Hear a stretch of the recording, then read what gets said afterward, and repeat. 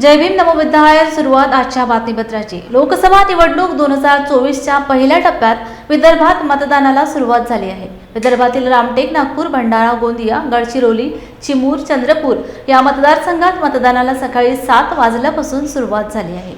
भाजपाचे नागपूर लोकसभेतील उमेदवार नितीन गडकरी यांनीही सहकुटुंब मतदानाचा हक्क बजावलाय।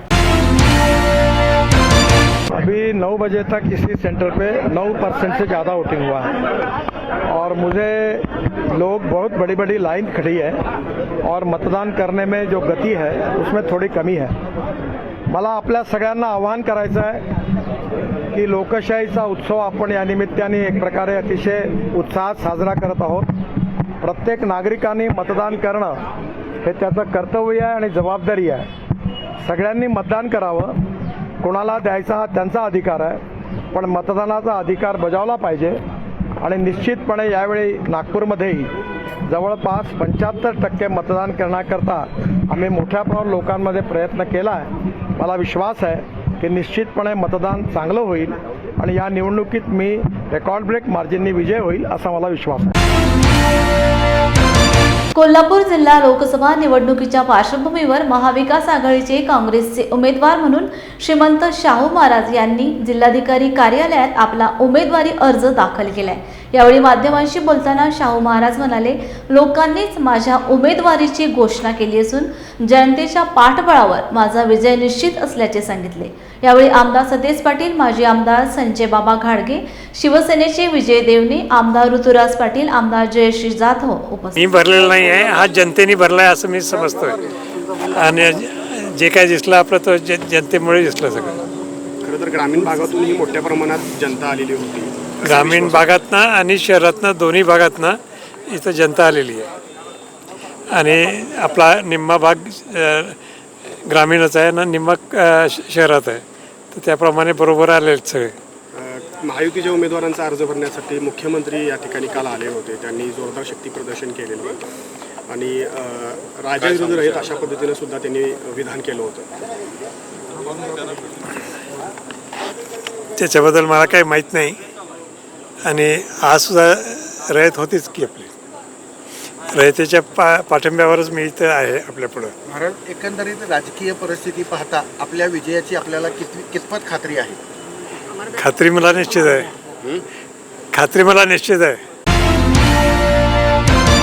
नांदेडपासून 7 किलोमीटर अंतरावर असलेल्या खुरगाव नंदुसा परिसरातील श्रामणेर प्रशिक्षण केंद्राचे काम प्रगतीपथावर असून येणाऱ्या काळात श्रामणेरांना प्रशिक्षित करणारे हे प्रशिक्षण केंद्र भारतातील एकमेव मुख्य केंद्र असेल असे मत प्रशिक्षण केंद्राचे प्रमुख भदंत पय्याबोधी थेरो यांनी व्यक्त केले। या प्रसंगी चैत्र पौर्णिमेनिमित्त आयोजित प्रशिक्षण केंद्रात परित्राण पाठ, सुत्तपठण, त्रिशरण, पंचशील, धम्मदेसना आदी कार्यक्रम घेण्यात आले। कार्यक्रमात सेवानिवृत्त अभियंता भरतकुमार कानिंदे, टी.पी. वाघमारे यांच्यासह बौद्ध उपासक उपासिका मोठ्या संख्येने उपस्थित होते।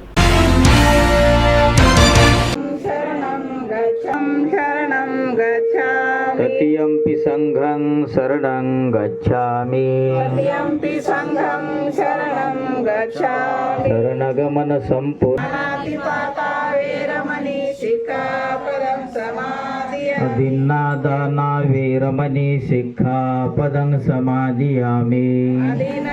आज चैत्र पूर्णिमा के अवसर से वैसे 12 महीने के पूर्णिमा के अनुषंग से हर महीने के 19 तारीख में श्रामणेर प्रशिक्षण केंद्र खुरगाव नांदुसा तालुका जिला नांदेड़ में प्रोग्राम का आयोजन किया जाता है। यहाँ पर सांस्कृतिक कार्यक्रम भी होता है, आनापान ध्यान सत्र भी होता है। यहाँ पर धम्मदेशना का कार्यक्रम और मान्यवरों का भाषण यहाँ पर प्रोग्राम आयोजित किया जाता है और बहुत सारे हज़ारों के तादाद में लोग यहाँ हर महीने में उपस्थित होकर के सभी लाभान्वित होते हैं। ये जो श्रामणेर प्रशिक्षण केंद्र है, हम हर बार कहते हैं कि महाराष्ट्र और देश में ये पहला श्रामणेर प्रशिक्षण केंद्र है जो यहाँ पर श्रामणेर कुछ अभी तक 1250 श्रामणेर बन चुके हैं और कुछ कायम स्वरूपी भी भिक्खु भी बन चुके हैं। तो बौद्ध धर्म का प्रचार और प्रसार करने के हेतु से ये श्रामनेर प्रशिक्षण केंद्र अभी महाराष्ट्र में देश में उभरता आप सब लोगों को दिखाई दे रहा है। ये जितना भी यहाँ पर प्रोग्राम चलते हैं या यहाँ की जो ज़मीन है, यहाँ का बांधकाम है, भगवान बुद्ध का स्टैचू है और यहाँ जो फूल पौधे जितना भी है ये सभी समाज के दान के ऊपर निर्माण हुआ वाला है। और ये स्वाभिमानी श्रामनेर प्रशिक्षण केंद्र है। बाबा साहब ने जैसे कहा था कि हम अपना स्वाभिमान बेचा नहीं चाहिए, इसीलिए हम स्वाभिमान की ये लड़ाई लड़ते क्योंकि बुद्ध ने हमेशा स्वाभिमान सिखाया है। इंजीनियर भरत कुमार कानिंदे PWD से मैं रिटायर हुआ हूँ और मैं ये जो बदंत पया बोधी जी है उनके अंडर में जो यहाँ महाविहार का काम चल रहा है, ये काम अपने बहुत ही बड़ा काम है और एक डायनामिक काम है कि ये जो विहार बनने जा रहा है, ये विहार मेरे ख्याल से तो एक टेक्निकली मैं एक जानकार बोल के कहता हूँ कि ये अपने इंडिया में एक मॉडल हो जाएगा और इसका बांधकाम भी उसी तरह से चल रहा है। इसका फाउंडेशन भी बहुत बढ़िया हमने यहाँ तैयार किया है और इसकी एक ख़ास बात है कि ये जो बनने जा रहा है ये अपने लोग जो बाबा साहब और तथागत गौतम बुद्ध को मानने वाले जो लोग हैं, जो मूवमेंट के लोग हैं, उनके जरिए से ही चल रहा है और उनके पैसे से उनके दान के ऊपर ही चल रहा है। यहाँ कोई ही गवर्नमेंट की शासकीय योजना कोई नहीं है। ये खाली दान दाते जो है बाबा साहब और तथागत को मानने वाले उनके जरिए से ही ये काम चालू है। जय भीम। मैं TP वाघमारे से रिटायर्ड टीचर हूँ। श्रामनेर केंद्र में जो भी कंस्ट्रक्शन चालू है वो कंस्ट्रक्शन के बारे में तमाम नांदेड़ शहर और ज़िले में ये महाराष्ट्र में जो भी लोग यहाँ पर आते हैं कुछ लेकर ही जाते हैं। तभी सभी बौद्ध जनों को मैं अपील करूँगा कि जो यहाँ पर जो कंस्ट्रक्शन चालू है विहार का बहुत बड़ा, उनमें योगदान देना चाहिए। मेरी तरफ से मैं भी जितना हो सकता है मेरे वेतन में से मैं यहाँ पर दान देता हूँ और सभी बौद्ध जनों को ये कहना चाहूँगा, आप भी अपने तरीके से जितना हो उतना या कंस्ट्रक्शन में हिस्सा लो, योगदान दो। और ऐसे अपील करूँगा और सभी बौद्ध जनों को मैं यहाँ पर जय भीम करता हूँ। और मेरी बात, मैं प्राध्यापक एच हिंगोले सर। आज खुरगांव नांदुसा यहाँ भंते पया बोधी जी की ओर से एक महाबौद्ध विहार की निर्मित होने जा रही है। इसी निर्मित कार्य के लिए मैं और मेरी ओर से बौद्ध धर्म के अनुयायियों को अपील करना चाहता हूँ कि इस अष्टकोणीय विहार के लिए अपने हैसियत के मुताबिक उचित प्रकार दान देने का काम करते रहे। इस विहार की ओर से भंते पया बोधी की मार्गदर्शन से हजारों शिविरार्थी भंते तैयार होने वाले हैं और इसे तैयार होने वाले भिक्खु की ओर से तथागत गौतम बुद्ध महामानव डॉक्टर बाबा साहब के अंबेडकर के विचारों का प्रचार और प्रसार होने का कार्य भंते पया बोधी थेरो नांदुसा खुरगांव प्रशिक्षण केंद्र की ओर से होने जा रहा है। इसलिए मेरी ओर से बहुत बहुत सारी बधाइयाँ उनको देता हूँ। जय भीम। मी भगत आर्यम राहणार वैभवनगर येथील रहिवासी आहे। मी सुरुवातीपासून भंतेजीच्या पय्याबोधी भंतेजीच्या सोबत आहे आणि जी जमीन घेतली ही त्यांच्या अगोदरपासून आणि बरेचसे या ठिकाणी पाहून करून सर्व व्यवस्थिशीर जमिनीचा सौदा केलेला आहे आणि जवळजवळ 5 वर्षापासून मी सोबत आहे।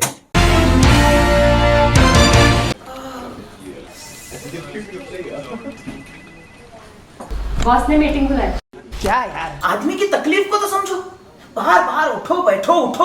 जनाब, तकलीफ उठने बैठने की नहीं, तकलीफ बवासीर की है। बवासीर, फिशर, भगंदर, पाइलोनियल साइंस का आयुर्वेद तथा आधुनिक लेजर से उपचार। अभ्युदय पाइल्स लेजर हॉस्पिटल, लोहार समाज भवन के पीछे, महापुष्प सोसाइटी, शताब्दी नगर चौक से मनीष नगर रोड, नागपुर। कॉल और विजिट करें www.pilesfistulacure.com। हुआ बहू, माँ पाइल्स की बहुत तकलीफ हो रही है। तो तुम गुदरोग सर्जन के पास क्यों नहीं गई? देखो, जैसे हार्ट के लिए हार्ट स्पेशलिस्ट, ब्रेन के लिए ब्रेन स्पेशलिस्ट, तो पाइल्स के लिए पाइल्स स्पेशलिस्ट क्यों नहीं? स्त्री हो या पुरुष, टॉयलेट में तकलीफ, केवल पाइल्स ही नहीं और भी कई प्रकार के गुदरोग तथा कैंसर भी हो सकता है, इसीलिए इसकी प्रत्यक्ष जांच जरूरी है। ठीक है माँ, पर जांच के लिए हम जाएंगे कहाँ? वही काले आयुर्वेदिक पाइल्स हॉस्पिटल में। लेकिन माँ, प्रेगनेंसी में पाइल्स की दवाइयाँ? प्रेगनेंसी में आयुर्वेदिक दवाइयाँ सुरक्षित होती है। जनहित में जारी काले आयुर्वेदिक पाइल्स हॉस्पिटल, औषधि चिकित्सा तथा सर्जरी ट्रीटमेंट उपलब्ध। हमारा पता उमरेड रोड, दिघौरी बस स्टॉप के पास, नागपुर। अधिक जानकारी के लिए वेबसाइट पर जाएं kalepailshospital.com।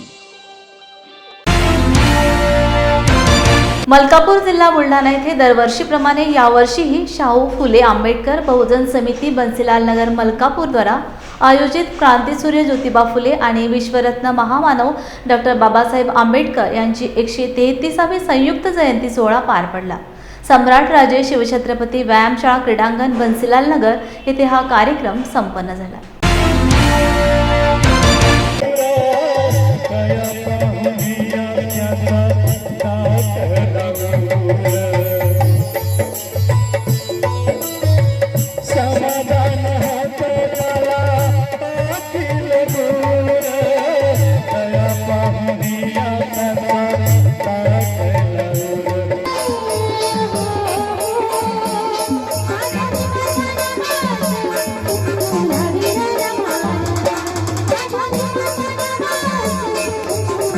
बाबासाहेब आंबेडकरांचा वैज्ञानिक दृष्टिकोन मांडावा, आधुनिक दृष्टिकोन मांडावा, संविधानिक विचार मांडावा।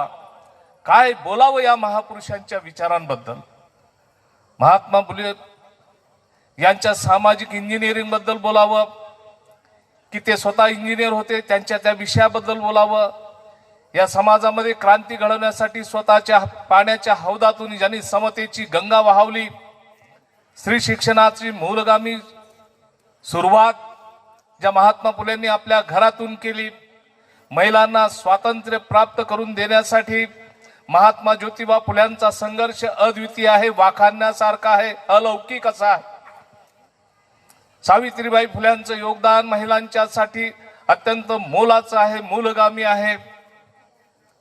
आणि हे असं असताना ह्या लोकांसाठी 5 मिनिटांमध्ये 7 मिनिटांमध्ये काही बोलावं, माझ्यासारख्याला काय कोणाच महापंडिताला देखील ते शक्य नाही। पण बोललो पाहिजे। या ठिकाणी गायनाचा कार्यक्रम देखील आहे, आपल्याला गायनाचा आस्वाद घ्यायचा आहे, आनंद घ्यायचा आहे। पण बाबासाहेबांचा विचार हा समतेचा विचार, जो भगवान बुद्धाच्या कालखंडापासून या देशाचे भूमिपुत्र सिद्धार्थ गौतम बुद्ध यांनी जो विचार मांडला, जो न्यायाचा विचार मांडला, जो बंधुभावाचा विचार मांडला, या जगाच्या कल्याणासाठी ज्यांनी दुःख मुक्तीचा मार्ग सांगितला, त्या महामानवाचा, समतेचा, बंधुभावाचा, न्यायाचा विचार, संत कबीरांच्या न्यायाचा, ममतेचा, समतेचा विचार, महात्मा ज्योतिबा फुल्यांच्या समतेचा, ममतेचा, बंधुभावाचा विचार जर बाबासाहेब आंबेडकरांनी या देशाच्या संविधानामध्ये उतरवला नसता तर आपलं काही खरं नव्हतं। या ठिकाणी जी.डी. पाटील साहेब संविधानाचे गाढे अभ्यासक आहेत। जेव्हा ते मला भेटतात, संविधानावर जेव्हा चर्चा होते, ते चर्चेला खरे उतरताना मी पाहिले। मी आताच मुकेश भाऊला सांगितलो की जी.डी. पाटलांचा अभ्यास हा कॉन्स्टिट्यूशनचा फार चांगला आहे, तसा कुणाल वानखेडेचाही कॉन्स्टिट्यूशनचा अभ्यास चांगला आहे। आणि मला सगळ्यात जास्त आवडणारा विषय राज्यशास्त्राने त्यातल्या त्यात भारतीय संविधान, हे मला फार मोलाचं वाटलं, अत्यंत जिव्हाळा। संविधान कुणीही लिहू शकलं असतं, कुठल्याही प्रकारे लिहू शकलं असतं, पण जगामध्ये सर्वश्रेष्ठ ठरेल असं संविधान केवळ या जगाच्या पाठीवर फक्त बाबासाहेब आंबेडकर लिहू शकले। ही गोष्ट आपल्या देशासाठी अभिमानाची आहे। इतकं सुंदर संविधान जगामध्ये कुठेही नाही। जगातल्या सगळ्या संविधानाचा अभ्यास करून बाबासाहेबांनी त्याचा अर्थ काढला, त्याच्यातल्या चुका शोधल्यात आणि त्या सगळ्या उणिवा दूर करून ममतेचं, समतेचं, न्यायाचं, बंधुभावाचं वातावरण कसं निर्माण करता येईल। आज इतकी वर्ष झालीत, संविधान आजही आपल्याला दिशा दिग्दर्शन करते। कुठलाही पेच प्रसंग निर्माण होत असेल तर संविधानामध्ये त्याचं उत्तर आहे. आणि म्हणतात या जगामध्ये अध्यक्षीय लोकशाही आहे, या जगात सांसदीय लोकशाही आहे. आपली लोकशाही ही देखील सांसदीय लोकशाही आहे, पार्लमेंटरी आहे, डेमोक्रेसी असं म्हणतात. पण आता जी.डी. पाटलांच्या तोंडून जे वाक्य ऐकलं असेल आपण, तर ही सांसदीय लोकशाही किंवा अध्यक्षीय लोकशाही याच्या पलीकडे जाऊन ही कॉन्स्टिट्यूशनल डेमोक्रेसी आहे, ही संविधानिक लोकशाही आहे. या संविधानाच्या कुठल्याही कलमाला छेद दिला जाणारा कोणताही कायदा या देशाच्या पाठीवर आपल्याला करता येत नाही. आणि तो जर केला तर सर्वोच्च न्यायालय तो कायदा रद्दबातल करतो. केवळ बहुमताला देखील या ठिकाणी महत्व नाही, तर त्याच्या संविधानिक महत्व त्या संविधानिक अर्थाला आहे. कोल्हापुरातील राजेंद्रनगर भीमनगर येथे डॉक्टर बाबासाहेब आंबेडकर यांच्या जयंतीनिमित्त भीम फेस्टिवलचे आयोजन करण्यात आले होते. 11 ते 16 एप्रिल अखेर सर्व महापुरुषांची जयंती उत्साहाने साजरी करण्यात आली. हाक बाबांची प्रबोधनात्मक कार्यक्रमात दयानंद मेहतर यांनी बुद्ध, कबीर, शिवाजी महाराज, महात्मा फुले, बाबासाहेब आंबेडकर, संत रविदास सर्व महापुरुषांच्या भूमिका साकारून प्रबोधन केले. मोफत आरोग्य तपासणी, वक्तृत्व स्पर्धा, संगीत खुर्ची या स्पर्धेचे बक्षीस वितरण करून सुमारे 50 गरीब गरजू अनाथ विद्यार्थ्यांना 1 वर्ष पुरेल इतके शैक्षणिक साहित्याचे वाटपही करण्यात आले.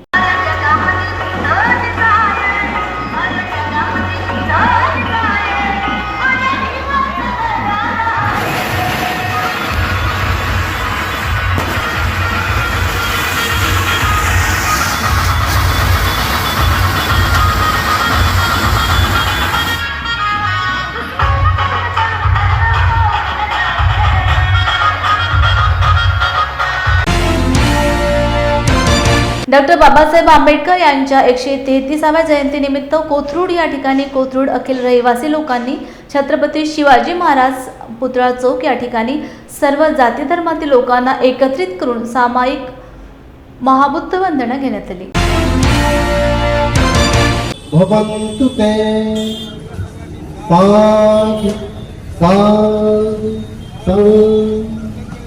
बोधिसत्व डॉक्टर बाबासाहेब आंबेडकरांच्या 133व्या जयंतीच्या निमित्ताने आपल्या सर्वांना भिक्षू संघाच्या वतीने मी हार्दिक शुभेच्छा देतो. आणि डॉक्टर बाबासाहेब आंबेडकरांची जयंती हे देशामध्ये स्वातंत्र्य, समता, बंधुता आणि न्याय यावर आधारित लोकशाही वृद्धिंगत होईल अशा प्रकारची मंगल कामना करतो आणि या ठिकाणी थांबतो. जय भीम, नमो बुद्धाय. जय भीम, नमो बुद्धाय. डॉक्टर बाबासाहेब आंबेडकर यांच्या 133व्या जयंतीनिमित्त पुण्यातील कोथरूड भागामध्ये एक आगळा वेगळा असा उपक्रम आणि पहिलाच उपक्रम असा आजपर्यंत झालेला नाही आहे. ज्या कोथरूड भागामध्ये छत्रपती शिवाजी महाराजांचा पुतळा आहे आणि या पुतळ्याच्या समोरच आज मोठ्या प्रमाणामध्ये बुद्ध वंदना घेण्यात आलेली आहे. आणि या बुद्ध वंदनेनिमित्त सर्व कोथरूडवासी या ठिकाणी उपस्थित होते.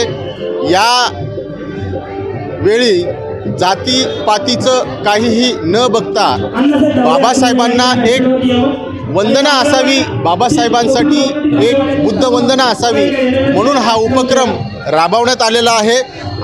सप्रेम जय भीम. आज या ठिकाणी कोथरूड भीम महोत्सव समितीच्या वतीनं महाबुद्ध वंदनेचं आयोजन करण्यात आलं होतं. या कार्यक्रमाला कोथरूड उपनगरामधले विविध भागामधील सर्व भीम अनुयायी डॉक्टर बाबासाहेब आंबेडकर यांच्या विचारांना मानणारे सर्व जाती पंथातील धर्मातील नागरिक या ठिकाणी उपस्थित होते. या कार्यक्रमासाठी पुणे शहरातील अनेक राजकीय क्षेत्रातील मंडळी होती, साहित्य क्षेत्रातील मंडळी होते. हा आजचा जो उपक्रम आहे हा कोथरूडमधल्या वेगवेगळ्या पक्षामध्ये, संघटनेमध्ये, संस्थेमध्ये काम करणाऱ्या अनेक कार्यकर्त्यांनी मिळून याचं आयोजन केलं होतं. आणि कुठंतरी समाज एकत्र आला पाहिजे. भीम अनुयायी सगळे एकत्र आले पाहिजे. एक सामूहिक शक्ती, एक सामूहिक विचार जो बाबासाहेब आंबेडकरांनी मानला होता की आपण बाबासाहेब आंबेडकरांचं जे काम होतं हे कुठल्या एका जातीसाठी किंवा एका धर्मासाठी मर्यादित नव्हतं. तर बाबासाहेबांनी मानवतावादी विचार मांडला. त्यांचा व्यापक विचार हा सगळ्यांनाच लागू होतो. त्यांचा विचार हा सगळ्यांना येणाऱ्या काळामध्ये बरोबर घेऊन जात असताना आमच्या समाजासाठी आम्हाला या माध्यमातून एक चांगलं काम करायचं आहे आणि त्याच्यासाठीच आम्ही सगळ्यांनी मिळून हा उपक्रम चालू केलेला आहे. आपण सर्वजण या ठिकाणी आलेत. या ठिकाणी अनेक जण आले. मी त्या सर्व प्रमुख मान्यवरांचं, कार्यकर्त्यांचं, बहिणीचं अभिनंदन करतो, आभार मानतो. पोलादपूर या दुर्गम तालुक्यात सार्वजनिक बांधकाम विभागाकडून सन 2019 पासून आतापर्यंत झालेल्या कामात मोठा भ्रष्टाचार झाला असून या संपूर्ण कामांची न्यायालयीन चौकशी केली जावी आणि संबंधित अधिकाऱ्यांची ईडी चौकशी व्हावी अशी मागणी शिवसेना उद्धव बाळासाहेब ठाकरे पक्षाचे प्रवक्ते धनंजय देशमुख यांनी केली आहे. आज घेण्यात आलेल्या पत्रकार परिषदेत त्यांनी पोलादपूर सार्वजनिक बांधकाम विभागातील भ्रष्ट कारभाराबाबत पोलखोल केली आहे. या सर्वांना कुणाचे पाठबळ आहे हे सांगायला नको असे नाव न घेता देखील त्यांनी सत्ताधारी पक्षावर आरोप केला आहे. सार्वजनिक बांधकाम विभागाच्या पोलादपूर सब डिव्हिजनच्या भ्रष्टाचाराच्या बाबतीमध्ये आपण सविस्तरपणे बोललो. माझं स्पष्टपणे या व्हिडिओद्वारे मागणी आहे. तिथे कार्यरत असणारे शाखा अभियंता अमृत पाटील यांची ईडी चौकशी झाली पाहिजे. त्या ईडी चौकशीच्या माध्यमातून या पोलादपूर सब डिव्हिजनमध्ये झालेला भ्रष्टाचार खऱ्या अर्थाने जनतेसमोर येईल. किमान 100 कोटीचा भ्रष्टाचार ह्या माणसांनी गेल्या 2 वर्षामध्ये त्या पोलादपूर डिव्हिजनमध्ये केलेला आहे. एकेका कामाची 2-2, 3-3 वेळा बिलं काढणं, आवश्यक नसणाऱ्या कामावरती पैसे खर्च करणं, जागेवर काम न करता त्या ठिकाणी बिलं काढणं. आज वर्क ऑर्डर झाले आहे, दुसऱ्या दिवशी MBA रेकॉर्ड होते, तिसऱ्या दिवशी बिलं काढली जातात. असा सर्रास प्रॅक्टिस या पोलादपूरमध्ये चाललेली आहे. यांना पाठीशी घालणारे अधिकारी असतील, यांच्यावरती वरदहस्त ठेवणारे राजकीय लोकप्रतिनिधी असतील, या सर्व मंडळींची चौकशी या माध्यमातून झाली पाहिजे. सविस्तरपणे जो जनतेचा पैसा आहे तो जनतेच्या कामीच खर्च झाला पाहिजे. या अशा पद्धतीने भ्रष्टाचाराला महाड तालुक्यात, पोलादपूर तालुक्यात थारा नाही. आम्ही उद्धव बाळासाहेब ठाकरे पक्षाचे, शिवसेना पक्षाचे पदाधिकारी या सगळ्या भ्रष्टाचाराच्या मुळात जाऊन हा भ्रष्टाचार मुळात सकट उपटून काढू एवढंच या निमित्ताने सांगतो. जय हिंद, जय महाराष्ट्र. जय भीम इंडियाच्या बातमीपत्रात इथेच घेऊया विश्रांती. पुन्हा भेटूया नवीन घडामोडी घेऊन. जय भीम.